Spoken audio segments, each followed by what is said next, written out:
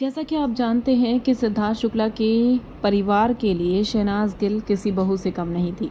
शहनाज गिल उनके लिए बहुत मायने रखती थी और शहनाज गिल उनके साथ काफ़ी समय से थी। जब से मुझसे शादी करोगे शो ख़त्म हुआ था तब से ही वो सिद्धार्थ के आसपास ही रह रही थी लगातार, और सिद्धार्थ के परिवार के साथ ही वो टच में थी। आसपास ही सब कुछ था, तो लगातार बातें भी होती थी, बर्थडे का सेलिब्रेशन भी होता था, चाहे सिद्धार्थ का हो शहनाज का हो। दोनों अपने बर्थडे को परिवार के साथ ही सेलिब्रेट करते थे, जहां पर दोनों की मम्मियां भी नजर आती थी। ऐसे में सिद्धार्थ शुक्ला के जाने के बाद जब अंतिम विदाई उनकी हो रही थी, जब उन्हें मुखाग्नि दी जा रही थी, तब वहां पर शहनाज गिल को पूजा करने के लिए बिठाया गया, सिद्धार्थ की मां की ओर से, सिद्धार्थ के परिवार की ओर से। दरअसल भले ही शादी ना हुई हो, लेकिन रिश्ता बहुत गहरा था और सब जानते हैं कि शहनाज को कितना दुख हुआ है।